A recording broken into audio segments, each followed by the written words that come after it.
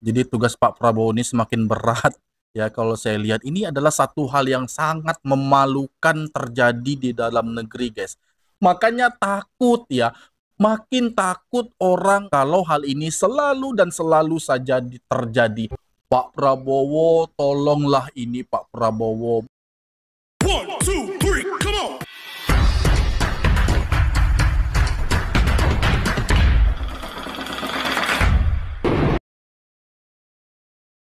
Pemerintah terus berupaya mendorong investasi masuk ke Indonesia, termasuk perusahaan teknologi raksasa dunia.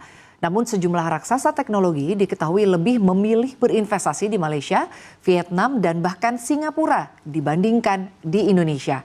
Apa yang sebenarnya membuat Indonesia kurang dilirik oleh asing? Kita simak informasinya lebih lengkap lagi dalam Malaysia diserbu raksasa teknologi asing, Indonesia malah kena PHP. Nah, lalu apa saja yang membuat perusahaan-perusahaan teknologi global lebih melirik Malaysia jika dibandingkan dengan Indonesia? Kita simak di slide berikutnya.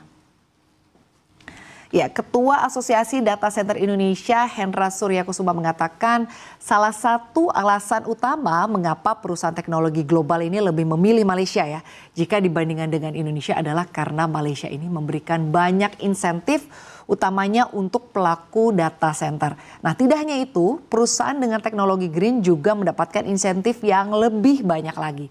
Sementara itu, Hendra mengaku jika di Indonesia hal ini memang belum bisa terjadi dan dengan demikian jika pemerintah melalui rancangan Undang-Undang Energi Baru Terbarukan yang saat ini sedang digodok di Komisi 7 DPR RI berhasil memberikan tambahan insentif dari sisi Green Initiative dan hal itu juga tentunya akan sangat mendorong begitu ya tumbuhnya industri data center di Indonesia yang kalau dilihat saat ini sudah tumbuh di kisaran 20 hingga 30% per tahunnya. Kemudian dari sisi birokrasi, Malaysia ini melakukan pemangkasan birokrasi yang tentunya ini bisa memudahkan ya investor atau memudahkan investasi bisnis untuk bisa masuk ke negaranya.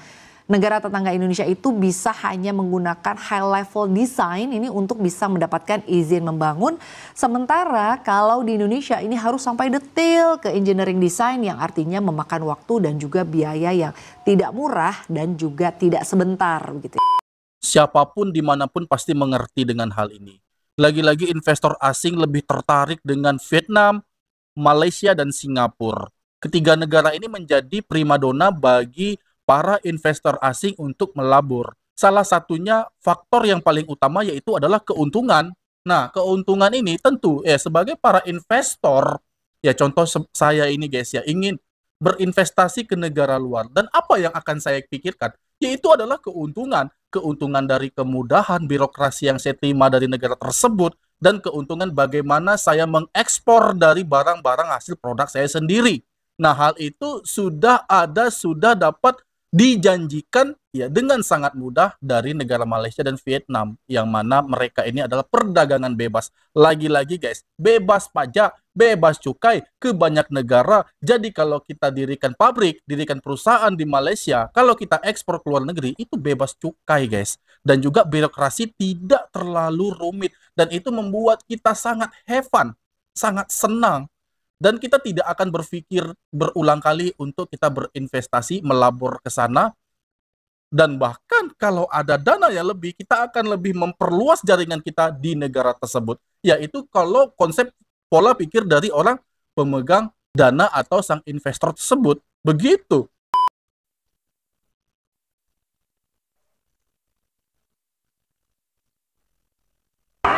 Selaku pejuang menuntut keadilan, menegakkan kebenaran, meminta perusahaan yang bandel untuk ditutup.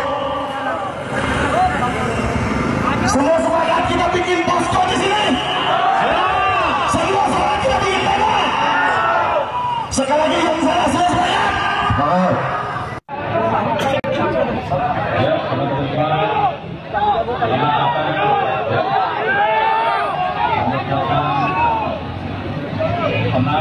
Semuanya tenang-tenang ya, jangan sampai kita terpancing oleh suasana yang semakin panas. Waduh, udah kita lihat guys. Jadi saya ingin mengatakan bahwa mohon maaf sekali Pak, mohon maaf sekali ya, karena dilihat kalau hal semacam ini selalu saja terjadi ya, hampir sebulan itu beberapa kali, itu justru membuat pelaburan asing itu semakin takut, semakin cemas, semakin ragu untuk masuk ke Indonesia. Jadi tidak ada satu pertanyaan besar di dalam pikiran kita, mengapa mereka tidak ingin masuk ke Indonesia? Mengapa mereka lebih memilih Malaysia? Mereka takut pelabur ini masuk Indonesia, sikit-sikit ada demo, sikit-sikit karyawan minta gaji, sikit-sikit minta insentif dan lain sebagainya, ada pula ormas dan tentu ini menjadi kekhawatiran di saat pemerintah kita sedang gencar-gencarnya ingin menarik pelaburan atau investor asing masuk ke Indonesia. Di saat yang bersamaan, demo dan demo selalu saja terjadi. Ini seolah tidak balance, guys. Tidak sinkron dengan apa yang diharapkan.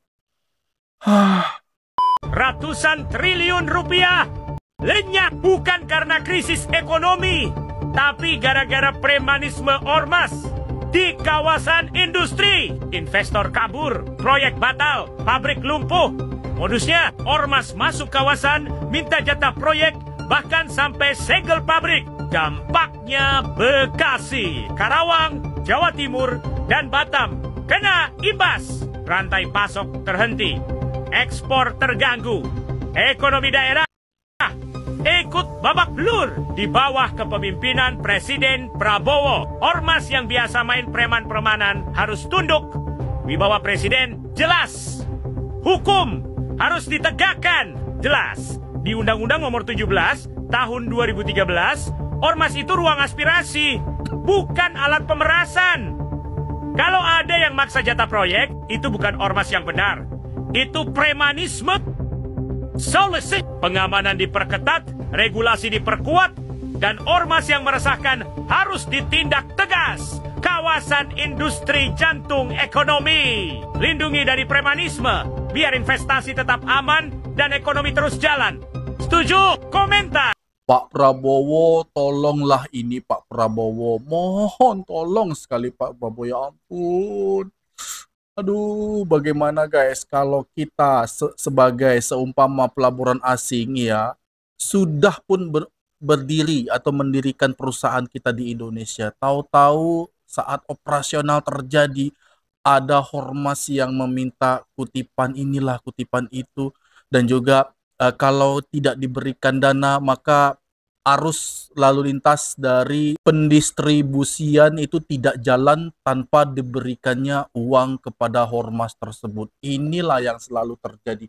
Makanya takut ya, makin takut orang untuk berinvestasi di Indonesia kalau hal ini selalu dan selalu saja terjadi. Bahkan di kawasan industri di Indonesia sudah mulai melemah.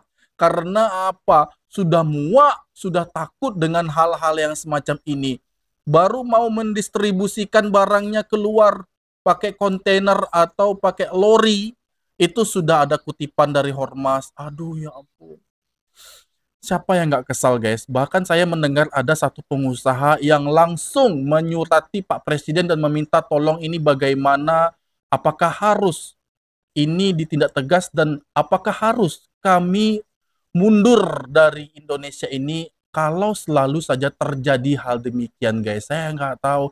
Semoga lah ya, saya minta kepada Pak Prabowo. Pak Prabowo tolonglah Pak Prabowo, semoga ini didengar sama Pak Prabowo guys. Agar ini ditindak tegas, jadi kita tidak perlu takut lagi, investor tidak takut lagi. Tentu ini akan membuka banyak peluang.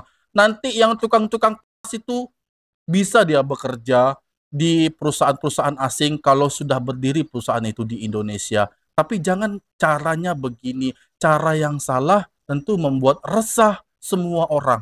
Nah, kalau kita mau masuk, tahu-tahu ada pemerasan, ya nggak jadi masuk dong. Bisnis.com. Himpunan Kawasan Industri mengeluhkan sikap premanisme dari sejumlah organisasi masyarakat.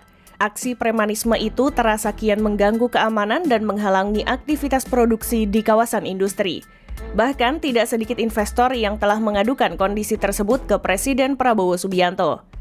Ketua Umum HKI Sani Iskandar mengatakan beberapa kali ormas melakukan demo di dalam kawasan industri dan menghalangi operasional pabrik. Pihaknya telah meminta bantuan aparat keamanan setempat, namun belakangan hal tersebut tidak mempan lagi. Surat-surat dari pengelola kawasan sepertinya sudah kurang mempan. Akhirnya beberapa investor tulis surat langsung ke presiden. Ketemu presiden, ini beberapa tenan kita dalam kawasan, kemarin juga ada yang langsung ke BKPM minta jaminan keamanan.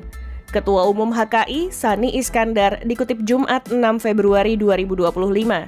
Dia mengatakan keamanan di kawasan industri banyak menjadi sasaran ormas, seperti di kawasan industri Bekasi, Karawang, Batam, hingga wilayah Jawa Timur. Sani menyebut beberapa pabrikan di dalam kawasan industri disegel ormas hingga kontainer pabrik tak bisa keluar. Ormas tersebut melakukan demonstrasi dan penyegelan lantaran meminta jatah dari pabrik. Yang mereka inginkan itu supaya terkait dengan pabrik, dia kan butuh transportasi, catering, mau bangun perluasan pabrik, perlu beli bahan baku atau keluarin barang, mereka itu minta diserahkan ke mereka.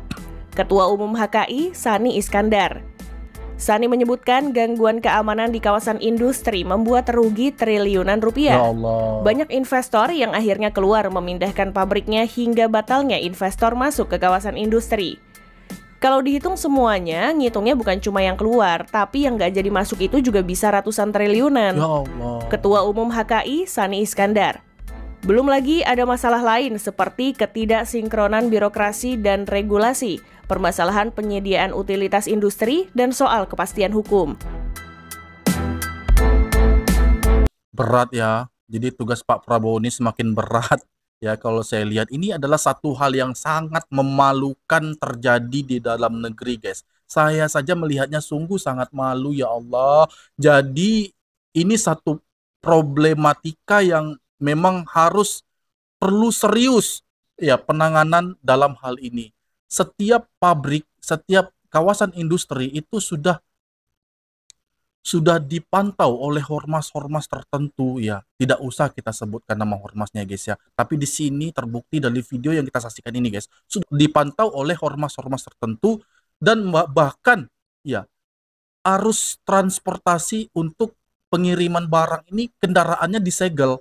Kalau mau jalan itu ngasih uang dulu. Sampai seperti itu. Ini sangat memalukan, guys. Di saat kita perlu dengan investor asing di Indonesia untuk menanamkan modal yang sangat besar di negeri ini.